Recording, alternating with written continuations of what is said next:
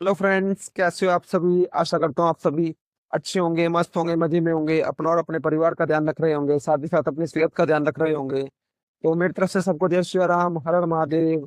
आज फिर से स्वागत है आपका मेरी एक और नई इन्फॉर्मेटिव वीडियो में। जैसा कि आप थंबनेल देख चुके हो, आज का हमारा टॉपिक रहेगा क्लास 10 का ब्लूप्रिंट और सिलेबस, स्पेशली एचवीएससी स्टूडेंट्स के लिए मैथ्स का। बहुत सारे इंटेलिजेंट बच्चे, बहुत सारे अच्छे बच्चे इस चीज को नजरअंदाज कर देते हैं और जिनका खामियाजा उनको एग्जाम के रिजल्ट में भुगतना पड़ता है। वो एक्सपेक्टेशन बहुत अच्छे नंबरों की करते हैं, एक्सपेक्टेशन करते हैं कि सारा एग्जाम ऐसा ही आएगा जैसा वो सोच के चलते हैं, लेकिन वो ब्लूप्रिंट और सिलेबस को अच्छी तरह नहीं समझते, जिससे उनके नंबर कम आते हैं एक्सपेक्टेशन से। तो चलिए मैं आपको ज्यादा देरी ना करते हुए समझाता हूँ। तो इसके लिए मेरे को जाना पड़ेगा हरियाणा बोर्ड की वेबसाइट पर, जहाँ पे मैं आपको सिलेबस दिखाता हूँ। तो देखिए साथी, ये हरियाणा बोर्ड की वेबसाइट से मैंने डाउनलोड किया है, board of school education Haryana. तो साथी, और हाँ, ये सिलेबस जो है 2025-26 का है। यहाँ पे लिखा 2025-26 हुआ है, लेकिन आप टेंशन बिल्कुल मत लीजिएगा। 2026-27 में भी यही सिलेबस है आपका, सेम क्लास 10 के बच्चों। कभी आप बोलो 2025-26 यहाँ पे लिखा हुआ है, 2026-27 में भी ये सेम ही है। पूरी रिसर्च करके ही मैं आप तक ये प्रोवाइड करवा रहा हूँ। तो समझिए, सबसे पहले आपको पता है 80 मार्क्स का आपका थ्योरी का एग्जाम होता है, 20 नंबर की आपकी इंटरनल असेसमेंट होती है, जो आपके स्कूल वाले भेजते हैं जहाँ पे आप स्कूल में पढ़ते हो। ये कुछ मार्क्स है, कितने कितने कितने मार्क्स लगते हैं। तो मेरी सलाह आपसे ये रहेगी कि क्लास में टीचर्स के आगे दीजिए, अच्छा रखा दीजिए, प्रिंसिपल को ज्यादा शिकायत का मौका ना दीजिए, तो आपको इंटरनल असेसमेंट सभी की अच्छी लगेगी। ठीक है साथी। अब ये कुछ आपके चैप्टर्स है, यूनिट सेट क्या कितने नंबर का आता है समझते हैं इसको। तो पहली यूनिट नंबर सिस्टम है, जिसमें एक ही चैप्टर है रियल नंबर, और ये 6 मार्क्स का आता है। सेकंड यूनिट आपकी अलजेब्रा है, इसमें 4 चैप्टर हैं, ये 4 चैप्टर हैं जो 20 मार्क्स से आते हैं, काफी अच्छा वेटेज इनका है। और कोऑर्डिनेट ज्योमेट्री जो आपका केवल 7 चैप्टर है, वो 6 मार्क्स का आता है। अगर आप देखो तो इन्हीं 3 यूनिट से आप पास हो सकते हो, यानी 32 मार्क्स की है, और पास होने के लिए 26 पॉइंट समथिंग नंबर चाहिए, यानी 27 कह रहा हूँ। तो आप पास इन्हीं यूनिट से हो सकते हो। लेकिन हमें बच्चे कैसे चाहिए, हमें बच्चे चाहिए टॉपर, तो हमें आगे भी पढ़ना पड़ेगा। इसलिए ज्योमेट्री देखते हैं। ज्योमेट्री चैप्टर नंबर 6 और 10 है, जो आपका 15 मार्क्स का है। ट्रिग्नोमेट्री चैप्टर 8 और 9 आपका 12 मार्क्स का होता है। मेंसुरेशन यूनिट है आपकी चैप्टर नंबर 11 और 12, ये आपकी 10 मार्क्स की होती है। और प्रोबेबिलिटी और स्टैटिक्स यानी स्टैटिस्टिक्स चैप्टर नंबर 13 और 14 ये आपका 11 मार्क्स का होता है, टोटल हो गए 80 मार्क्स। तो ये तो आपका रिलेटिव हो गया किस चैप्टर में से कितने नंबर का आता है।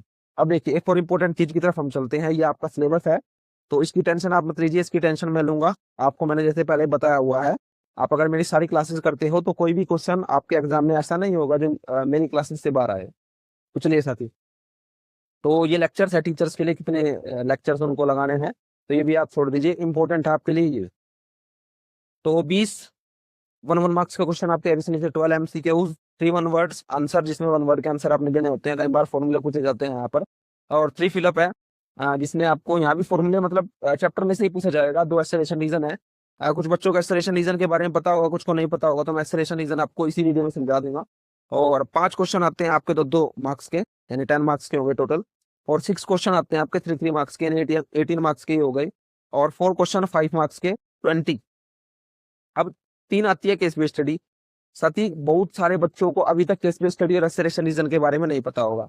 ये हरियाणा बोर्ड ने पिछले 2 3 साल से ही की है, पहले सीबीएसई में आया करती, तो इसके बारे में मैं आपको समझाऊंगा। ठीक है, और हाँ यही है इसमें। तो चलिए अब हम एक्सेलरेशन रीजन को समझते हैं और केस बेस्ड स्टडी होता क्या है वो समझते हैं। तो देखिए एक्सेलरेशन रीजन होता क्या है। एक्सेलरेशन एक्सेलरेशन में हमेशा बच्चों को इस तरीके से समझाता हूँ, आप भी समझिएगा, आपको समझ में आ जाएगा एक्सेलरेशन और रीजन। तो देखिए, एक्सेलरेशन क्या होता है। एक्सेलरेशन होता है एक टाइप का क्वेश्चन। क्वेश्चन मान लीजिए, पहले आपसे पूछता है क्वेश्चन क्या ठीक है, आपने पहले देखना है क्या क्वेश्चन ठीक है या गलत है, पहले चेक कीजिए। फिर रीजन, यानी दूसरे नंबर पे रीजन लिखा होता है, फिर दूसरे नंबर पे चेक कीजिए क्या रीजन जो आपका है ठीक है या गलत है।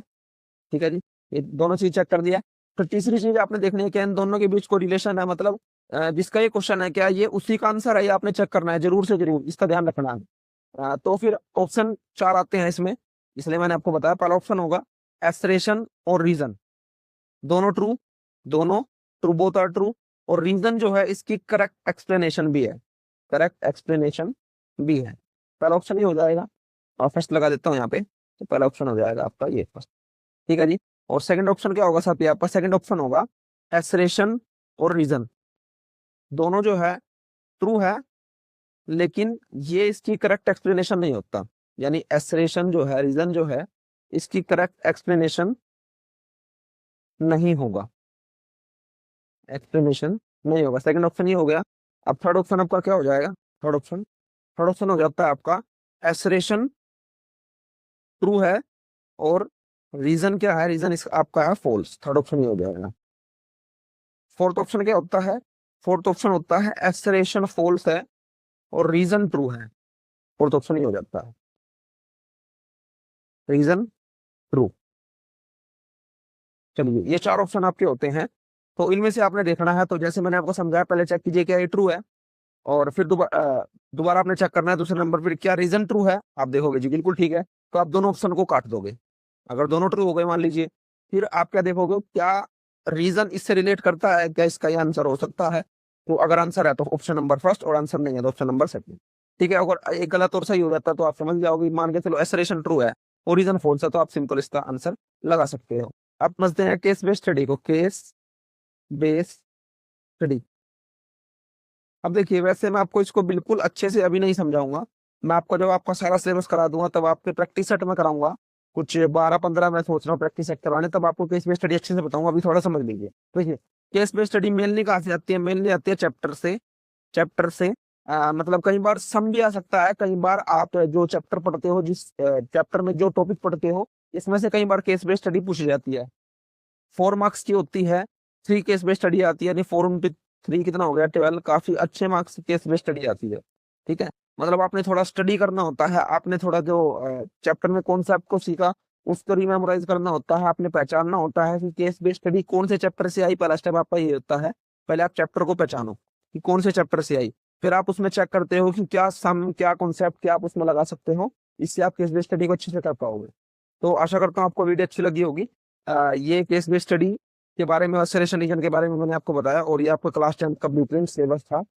तो इसी के साथ आज की वीडियो यहीं पे समाप्त करते हैं। हम मिलते हैं नेक्स्ट वीडियो में। नेक्स्ट वीडियो में आपको बता भी देता हूँ, रियल नंबर कराऊंगा क्लास 10 के लिए, जैसे कि मैंने आपको बताया भी था। रियल नंबर आज ही मैं कराने वाला था, लेकिन पहला सोचा मैंने ये जरूरी है। तो ठीक है साथी, धन्यवाद। जय श्री राम, हर हर महादेव। मिलते हैं।